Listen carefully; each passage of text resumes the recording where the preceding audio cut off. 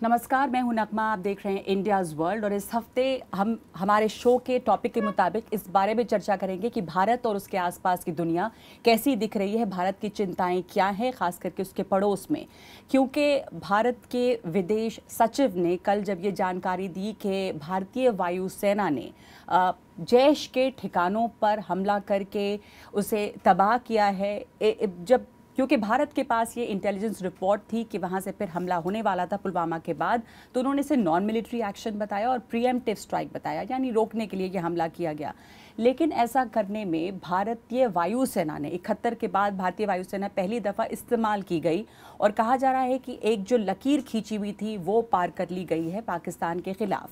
संजय जोशी, अब ये सवाल आता है कि जब भारत ने ये लकीर पार की है और जिसे हम कहते हैं कि जो हम पाकिस्तान के ख़िलाफ़ या उसके आतंक के ख़िलाफ़ जो कार्रवाई करते हैं उसमें हम एक कदम और आगे बढ़े। हमने उरी के बाद में और पार्लियामेंट अटैक के बाद में दूसरे तरह के विकल्प इस्तेमाल किए थे। एयरफोर्स का इस्तेमाल होना एक रेड लाइन पार करने के लिए कहा जा रहा है। तो उस तरफ से जवाब, इधर से फिर क्या जवाब, इन तमाम संभावनाओं पर अब बात हो रही है कि ये मामला आगे कहाँ बढ़ेगा और क्या जवाब आएगी उस तरफ से। लकीर पार नहीं की, हमने अपनी लक्ष्मण रेखा खींची और पुलवामा के बाद वो लक्ष्मण रेखा खींचनी बहुत ज़रूरी हो गई थी। तो एयरफोर्स का इस्तेमाल हमने किया। बड़ा अंतर ये था कि जैसा उरी के हमले का वक्त हुआ था और हमने सर्जिकल स्ट्राइक किया था, सर्जिकल स्ट्राइक सिर्फ जो पाक ऑक्यूपाइड कश्मीर है उसकी सीमा के अंदर हुआ था। इस बार हमने एलओसी क्रॉस करके और पाकिस्तान की सीमा में प्रवेश करके ये हमला किया, हवाई हमला किया और एक जो सेंटर था वहाँ पे आतंकवादी ठिकाना था उसको तबाह किया है। तो अब इसमें देखिए जो एमईए का रिस्पांस आया है, एक मैं कहूँगा जब इस तरह के हमले होते हैं तो एक तो होता है मिलिट्री कार्रवाई, लेकिन मिलिट्री कार्रवाई के आगे आगे दो चीज़ें और बहुत ज़रूरी होती हैं। दूसरी होती है एक कूटनीतिक कार्रवाई और तीसरी होती है सूचना, इंफॉर्मेशन वॉरफेयर। हम सूचना की लड़ाई कैसे लड़ते हैं। तो अब जो हम जो फेज़ देख रहे हैं ये वो डिप्लोमेटिक और इंफॉर्मेशन वॉरफेयर का फेज़ है।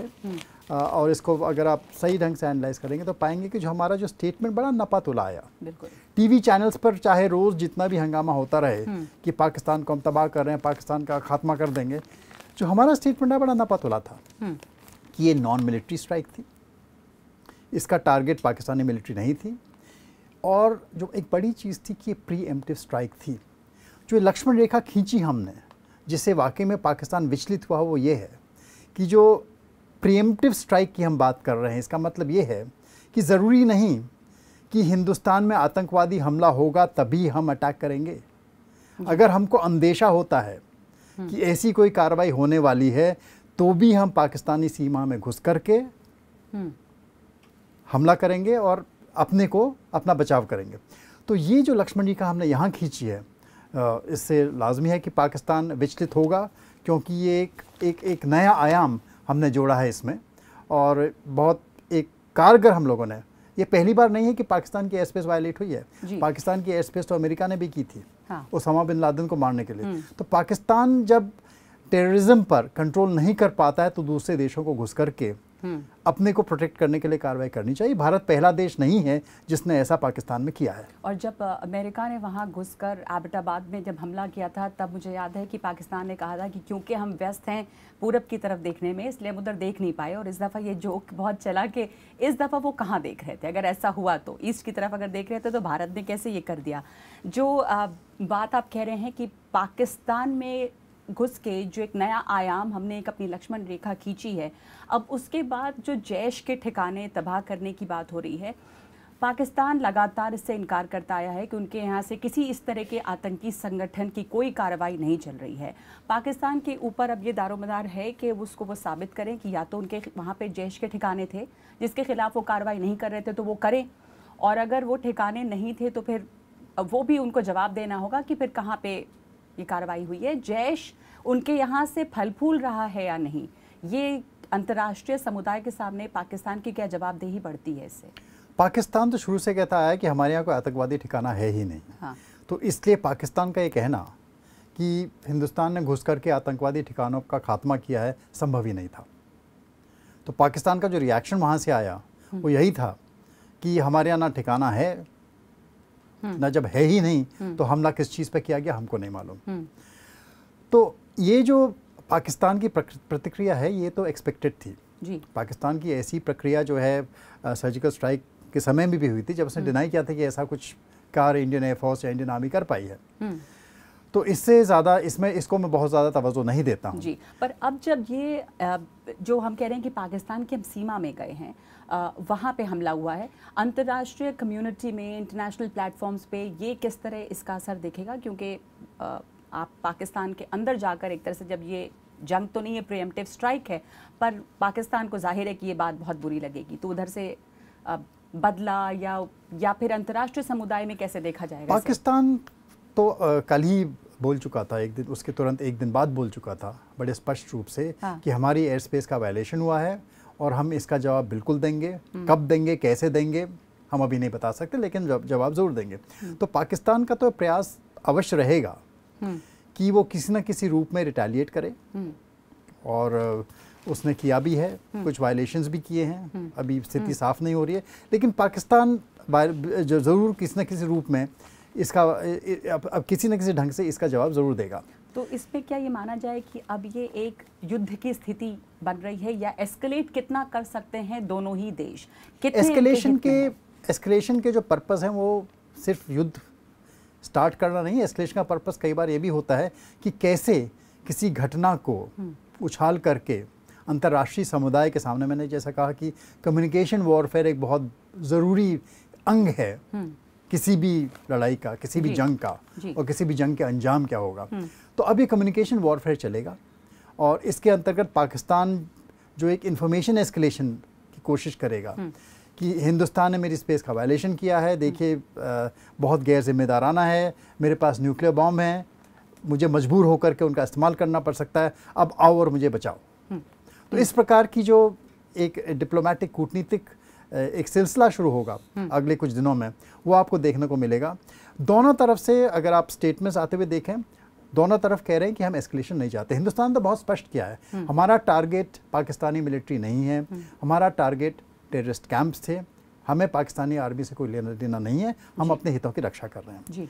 पाकिस्तान का कहना है कि हम भी एस्केलेशन नहीं चाहते हैं, हिंदुस्तान कर रहा है तो इसलिए हमको जवाबी कार्रवाई करनी पड़ रही है, लेकिन हम एस्केलेशन नहीं चाहते। दोनों ही जवाबी कार्रवाई कह रहे हैं। तो दोनों इसको, हिंदुस्तान तो जवाबी कार्रवाई भी नहीं कह रहा, हिंदुस्तान तो कहा कि ये बदला नहीं था। हिंदुस्तान बोलता है कि हमने प्रीएम्प्टिव स्ट्राइक किया है जी, ये हमने बदला नहीं लिया है। पाकिस्तान का कहना है कि अब हम इसका बदला ले रहे हैं। तो जो बदले की बात कर रहा है वो आज पाकिस्तान कर रहा है। तो दोनों एक दूसरे को देख रहे हैं कि इसके बाद दूसरा पक्ष क्या करता है। लेकिन अगर आप बड़ी स्थिति देखें तो एक डिप्लोमेटिक एक्टिविटी भी साथ साथ चल रही है जी। एक RIC की कॉन्फ्रेंस हो रही है जिसमें हमारी सुषमा स्वराज जी गई हुई हैं, वो वहाँ पर थी। वहाँ से भी आवाज़ें आ रही हैं कि किसी तरह से दोनों पार्टीज़ डीएस्केलेट करें, आपस में बात करें, शांति बनाए रखें, संयम से काम लें। हिंदुस्तान का कहना है हमने तो बहुत संयम से काम लिया है और हम संयम से ही काम लेते रहेंगे। कूटनीतिक स्तर पे भारत को काफ़ी समर्थन मिला है फ्रांस की तरफ से, ऑस्ट्रेलिया की तरफ से।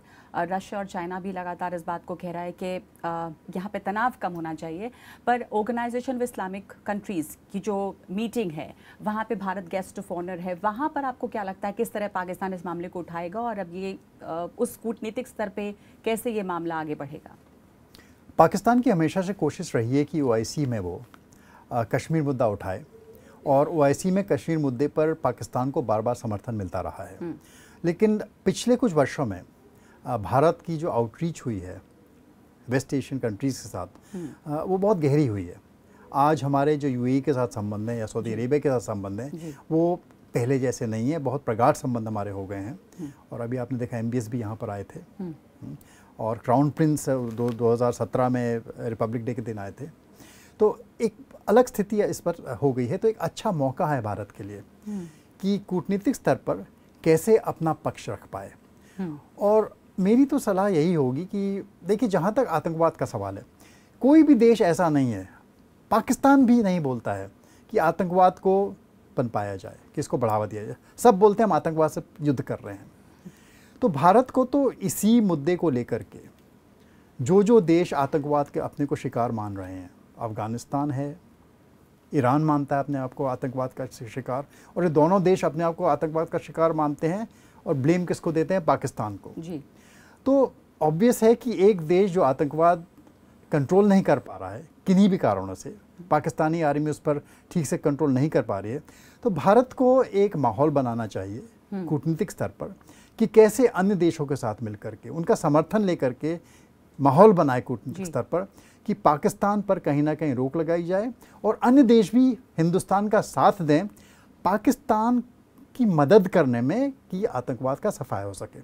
इसको ये नहीं कहना पाकिस्तान को तीन अलग अलग रूप में देखना चाहिए। एक तरफ है पाकिस्तानी आर्मी, दूसरी तरफ है पाकिस्तान के आतंकवादी संगठन जिन पर तथाकथित रूप से आर्मी कंट्रोल नहीं कर पा रही है, और तीसरा पाकिस्तान का आवाम। हम तो पाकिस्तान के आवाम के साथ हैं, हम उनका समर्थन करते हैं, हम एक अच्छे दोस्त की तरह उनको भी बचाना चाहते हैं आतंकवाद से।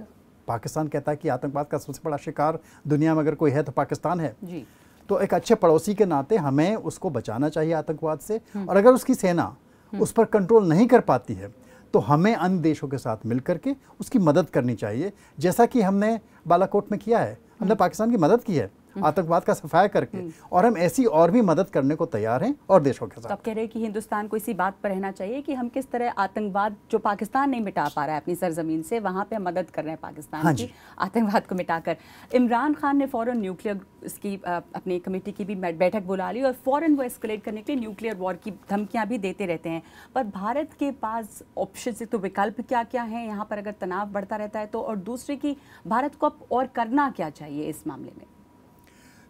एनएसी की मीटिंग चाहे इमरान खान कितनी बुलाएं, अंततः न्यूक्लियर ऑप्शन इस्तेमाल करना किसी भी देश के लिए इतना आसान नहीं है, और मैं कहूँगा कि संभव भी नहीं है, क्योंकि इंटरनेशनल प्रेशर बहुत ज़्यादा अगले आप कुछ दिनों में देखेंगे बिल्डअप होगा दोनों देशों के ऊपर कि वो इस पूरी घटना को एस्केलेट करने से बचाएं। तो इसमें हम लोग कितनी डिप्लोमेटिक विक्ट्री पा सकते हैं अगले एक हफ्ते में, वो ज़्यादा ज़रूरी है। और पूरा जोर जो हमारा अब होना, जो दो बड़ी लड़ाइयाँ अभी होने वाली हैं, एक इन्फॉर्मेशन की जी और दूसरी कूटनीति की।